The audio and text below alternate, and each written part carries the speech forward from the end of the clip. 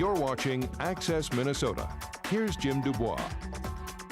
The Minnesota National Guard's Red Bulls are stationed at several bases in Kuwait. At Camp Buehring, the 1st 94th Cavalry provided security for long-haul convoys into Iraq. Lieutenant Colonel Eddie Frizzell, a Minneapolis police officer in his civilian career, is the unit's commanding officer. As the commander of a United States Army Cavalry Squadron of approximately 628 troops, we're responsible for the convoy escort teams associated with the long-haul mission in Iraq.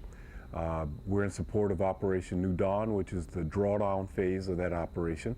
And as of today's date, our troopers have escorted convoys in excess of 950,000 miles, over 230 missions to all points north throughout Iraq without any significant casualties. So I'm very proud of the effort and the professionalism they put into it to that date. In addition, I handle a lot of the administrative duties that come across my desk, our CRMs or risk assessments to make sure that all the operations are within the left and right perimeters set forth for operational safety, making sure that the logistics are squared away, maintenance, all of our administrative actions and the such. Well, I make sure that all my troopers understand that Murphy, of the proverbial Murphy's Law, will enter into anything that you give it an opportunity to. So when we get a mission allocated, we start with the basics, which are your pre-combat checks, your pre-combat inspections, a quick quality control and quality assurance of all the vehicles going through. So we can make sure that we eliminate as many of those possibilities that Murphy can enter into that operation right up front in the relative safety of our motor pool. So once we've gone through that, we start working through our battle drills to make sure soldiers understand the what-ifs of the mission. If this happens, then where do you go? What do you do? What position are you in the convoy? All those types of things we drill to make sure that it's muscle memory. Because in combat, you won't have that availability or affordability to try to decide there. So those basics we work out here. And then once that's done, we then hook up with the transportation organizations which actually orchestrate the white and green trucks. The green trucks being military-oriented lift capabilities, and the white trucks are typically driven by a contractor or a third country national, and coordinate that piece. Again, to make sure that everybody's on the same sheet of music and they understand that this is what we need to do to be successful from point A to point B. Then once that's done, the rehearsals begin. So then you're taking this big moving piece and intertwining them together so they work as one team on one mission going to one location. Then once you cross the K crossing or Kabari crossing into Iraq, it could be any one of a number of locations they're going to.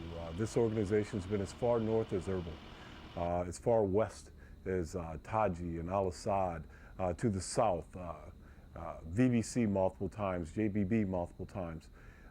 And that's where we have the cumulative miles of nearly 1 million miles on convoy missions. So with that being said, the number one threat that the remnants of those that would want us out of Iraq have been throwing at us are the improvised explosive devices. Of course, those could be anything from old ordnance to a mixture of chemicals they've put together in an explosive compound to throw against our forces. Our number one threat, of course, is the explosive force projectiles, which are more of a concentrated weapon with either a steel or copper-based front that performs that projectile that spalls once it hits the vehicle and brings along a terrific shock wave that could very well affect the crew inside of the Caiman, which leads me to say that Caiman has definitely saved the lives of many of our troopers. To date, we've had 14 IED deaths, and that beast, that I say affectionately, has taken the brunt of those blasts, and the troops have walked away. So there's been just an outstanding evolution of equipment that's available for the protection of our soldiers. Having coming in the early 90s, I can remember going to the field with simply a web belt and a couple of canteens on the side, and that was it, and of course with your helmet. But now that we've evolved through the body armor, which is being consistently upgraded to the benefit of our soldiers while the weight's coming down. So that's technology at work to give it a more resistance to anything from the 5.56 to 7.62 rounds and shrapnel that a soldier may encounter on the battlefield. So that is definitely a plus in the protective of all the critical areas of the soldier's body. When you look at the ACH or the Advanced Combat Helmet, that's gotten lighter with the Kevlar inserts that, again, can withstand the ballistic capabilities of the weapons commonly used on the battlefield. So outstanding pluses to the safety of our soldiers. Now, in regards to vehicles, when you look at the up-armored Humvees, and we've all seen the evolution of that from what first came over at the initiation of the war to just got to a point that to enhance the safety of the soldiers, we had to make sure that the vehicle itself was survivable. Because those blasts, you're having 2 to 3 casualties, maybe 4 in the earlier part of the war, where now you have vehicles that are consistently mine resistant. There's characteristics associated with those vehicles that help diminish the blast, force the shock waves out and around the vehicle, not having the actual projectiles penetrate. We've added additional armor that also help slow down and or cool off that spalling that I mentioned earlier before it gets to the crew.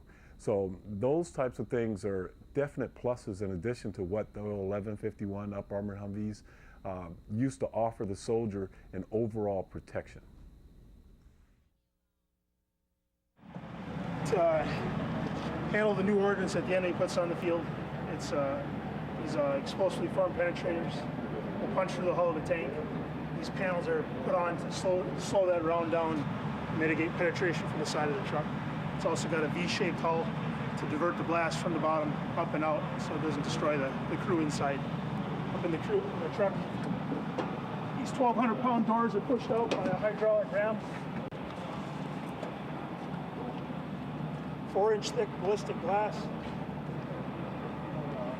Full complement of communications and crew intercom equipment inside. I can, through my headset, speak to any crew member without having to yell above the noise of the vehicle or the gun. Up top we have a 30 caliber belt-fed weapon, crewed by a special shimer there with a high-intensity spotlight. We use him for sweeping out the road and detecting IEDs and enemy presence as we're rolling through with the convoy. Additional duties of this truck are that we, aside from security, we're also the alternate aid and litter. And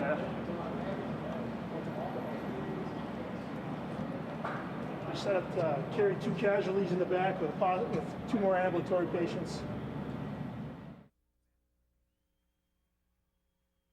Some of the biggest challenges that we faced so far is just trying to think about what the next step is going to be.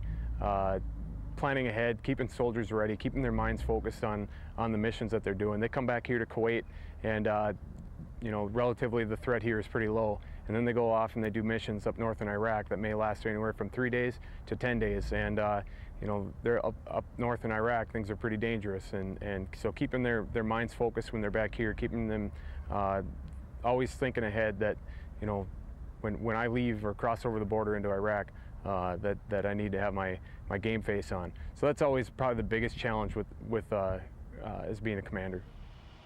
Keeping all of our equipment well maintained and operationally ready is a big priority. Keeping soldiers again focused on the mission. I'm the gunner in the platoon leader's truck. If I'm in front, then I'm usually watching the front. Otherwise, you know, we have designated sectors for each truck. But mainly I keep to one sector as we're rolling. On mission up to Adder, and we came across a nasty car accident. Our lead truck called it back to us. we triaged, treated, and got them proper transportation out of there so that they could be treated at a local hospital. Morales did an outstanding job of working with the locals, who at the time none of them spoke any English. There were civilians, Iraqi army and Iraqi police, and she was able to communicate with them even though there was that language barrier, and set up a litter team using their personnel. The Iraqi army actually commandeered a civilian Suburban to use as an ambulance, and we got them litter loaded and headed off to a hospital after she got done. Two of the females that she worked on, their lives were saved directly because of her efforts.